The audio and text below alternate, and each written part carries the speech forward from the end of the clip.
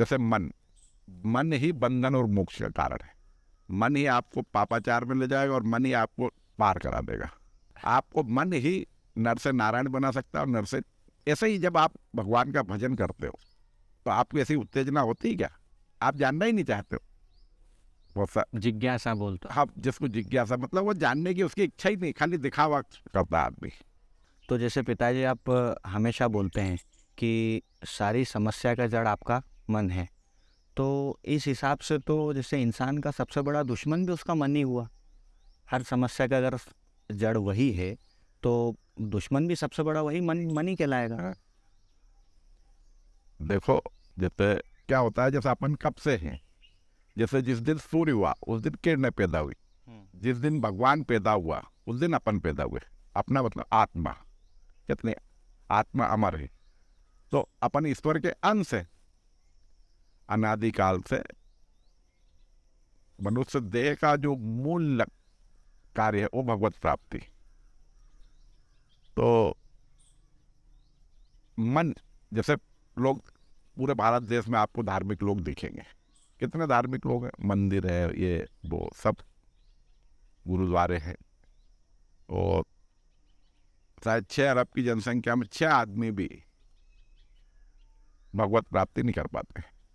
तो क्या कारण? अरे जैसे आप 6 बीघा खेती करो, उसमें सोयाबीन बो और 6 दाने भी नहीं उगे, तो कहीं ना कहीं चूक हो रही ना। तो जो चूक जो होती है, जैसे मन, मन ही बंधन और मोक्ष का कारण है। मन ही आपको पापाचार में ले जाएगा और मन ही आपको पार करा देगा।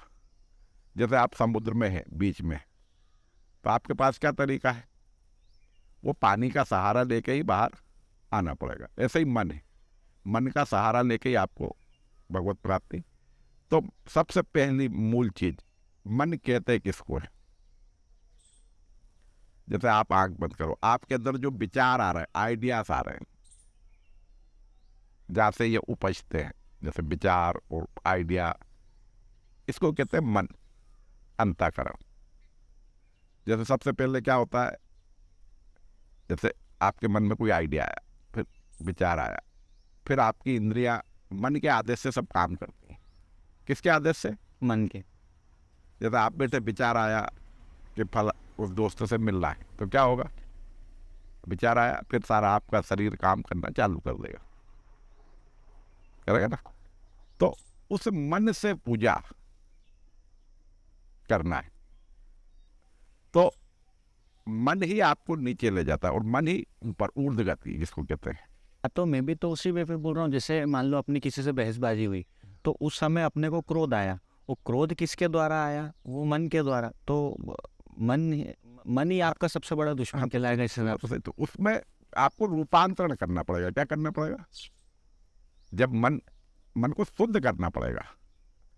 मतलब इसका जैसे प्रोसीजर, जैसे दूध अलग प्रोसीजर है, दही मक्खन और शुद्ध घी अलग। तो शुद्ध घी एक अलग चीज है। तो ऐसे ही मन जब शुद्ध होता है तो आत्म जागरण होता है।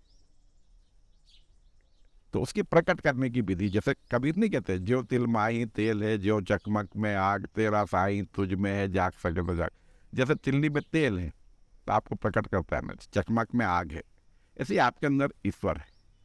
आप दो चीज है वहां, एक आप जीव और एक परमात्मा।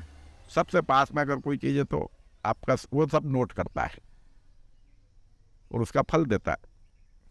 तो अपने को ईश्वर प्राप्ति भी अपने मन से ही हुई। बिल्कुल, मन लगा के ही पूजा होगी तो ही वो नोट होगा, तो ही मन शुद्ध होगा। तो इस हिसाब से तो फिर मन मतलब अपना फिर ना वो दुश्मन है, वो दुश्मन भी कैसे हुआ? तो उसका सहारा लेके, वही तो बता रहा हूँ मैं।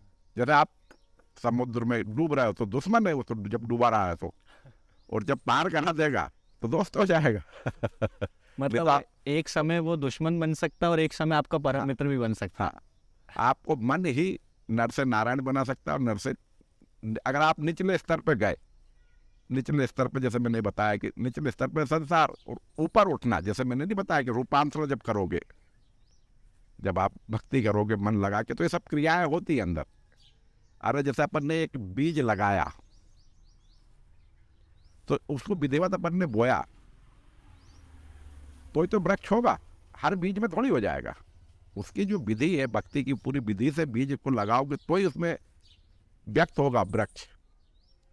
जैसे ही आपके अंदर विधिवत आप पूजा करेंगे तो परमात्मा प्रकट होगा।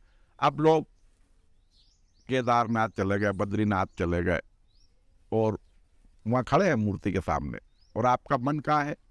अरे वो छोरा बीमार है, वो तो पूजा कहाँ की कर रहे हो आप?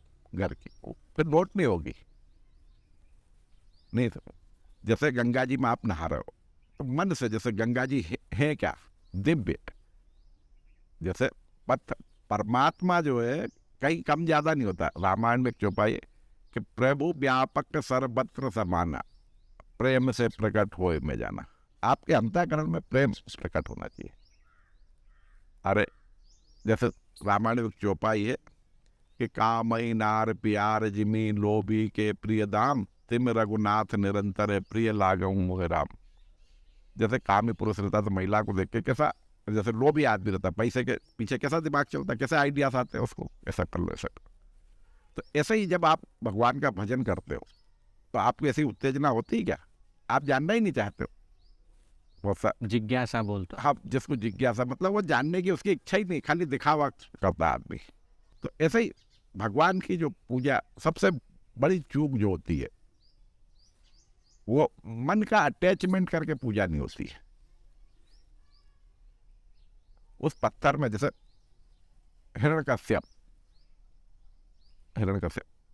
ने बोला कि तेरा भगवान इसमें है क्या, खंबे में?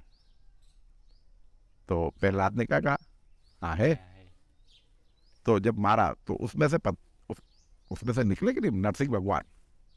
तो उस पत्थर पे जो परमात्मा विराजमान है, आपको उसकी पूजा करनी है। मैं इस जो उसमें जब आप मन केंद्रित करोगे, स्मरण, मन, चिंतन, तो जब आप उसमें मन का अटैचमेंट होगा तो पूजा मानी जाती है। कोई भी रूप ध्यान है या जैसे ध्यान वगैरह करते हैं तो उसमें रूपांतरण होता है, ऊपर उठते हैं। क्या ऊपर? ये चेतना का विकास होता है ऊपर, और यहाँ से फिर ये सब चीजें आती है। तो जैसे कहते हैं कुंडली जागरण, आपकी सारी शक्तियाँ सोई पड़ी हैं तो ये जागृत होती है। तो मन जब शुद्ध होता है तो आत्म जागरण होता है, तो कनेक्टिविटी सही साथ होती है। हाँ, मतलब अगर मैं तो अभी तो आपको मन शुद्धि, भगवान का नाम, भगवान का रूप ध्यान, भगवान की कथा, भगवान के संत जो भगवत प्राप्ति कर चुके हैं, बुद्ध, महावीर, श्री, और भगवान के धाम, इनमें जब अपन मन लगाते हैं तो मन शुद्ध होता है। जैसे कपड़ा गंदा हो गया तो क्या काम करेगा? इसमें दो चीज काम करेगी, साबुन और पानी। जब ये साफ होएगा, ऐसे ही मन शुद्ध करने के लिए भगवान के नाम, भगवान के रूप ध्यान, भगवान की कथा, भगवान के संत, और इनमें जब अपन मन लगाते हैं तो धीरे धीरे शुद्ध होता है। और जब शुद्ध होता है, शुद्ध घी में ही ज्योति जलेगी। अभी तो प्रोसीजर है, शुरुआत क्या है? तो पहले आपको मन, तो लोग सबसे बड़ी चूक यही हो जाती, पूजा कर रहे हैं। अब जैसे ये शर्ट आपने जैसे 10 मिनट के लिए पूजा पाठ करी और 23 घंटा और बाकी समय 50 मिनट इसको गंदे पानी में डालो, तो मन का जो है वो आपको भगवान में लगाना है। और शरीर, आप बुद्धि, शरीर, बाकी सब आपका, जैसे भगवान ने क्या करी? लीला कर, नाटक। यहाँ क्या है? जैसे वास्तविकता यह है कि आप अकेले आए हो, अकेले ही जाओ। तो आदमी अकेला रहना नहीं चाहता। आप मानो या मत मानो, आप अकेले हो, जो वास्तविकता है। तो वो अकेले रहना नहीं चाहता, भागता है वो इधर उधर। उसका मन जो बैठने नहीं देता है, मन का स्वभाव है ऐसा। तो इसमें अंदर से रूपांतरण का ये सब चीजें होती हैं। तो मन को शुद्ध करने का जो मूल है, बस उसमें चूक होती है। हाँ, अगर मैं इसको कंक्लूड करूँ तो ऐसा बोलना ठीक रहेगा कि ऐसे तो जब तक आपका मन एकाग्र नहीं है तो आपका सबसे बड़ा दुश्मन आपका मन ही कहलाएगा, मगर अब जब आप एकाग्र करोगे तो सबसे अच्छा मित्र भी आपका यही कहलाएगा। और यही आपको भगवत प्राप्ति कराएगा, भगवत प्राप्ति कराएगा, आनंद प्राप्ति कराएगा। यही जैसे अर्जुन कितने लोगों को मारा? क्योंकि उसका मन भगवान में था, तो कोई नोट नहीं हुआ, कोई फल।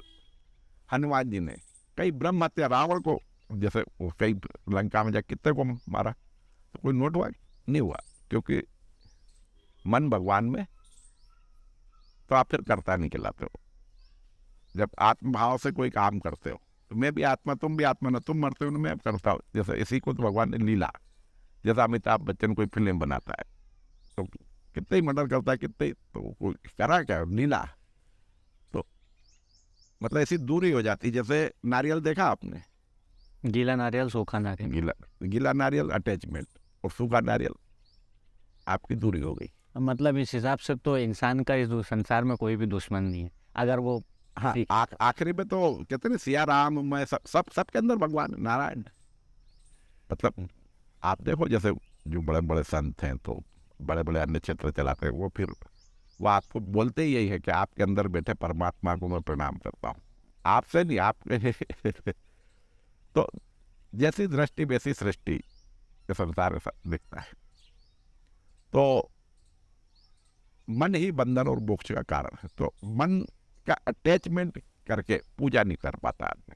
तो मन को सबसे पहले मैंने जो बताया कि मन कहते किसको है, तो जहाँ से आपके विचार उपजते हैं, यह है मन। इस मन से आपको बस मेन जो गलती होती है, स्मरण, मनन, चिंतन, तो वहाँ से करना है। तो आप भले वहाँ से करोगे तो भगवान का नोट होता है, और उसका मन शुद्ध होगा धीरे धीरे, और शुद्ध होगा तो आत्म जागरण होता है, और आत्मसमर्पण, ये आखिरी आपका लक्ष्य है, आनंद प्राप्ति।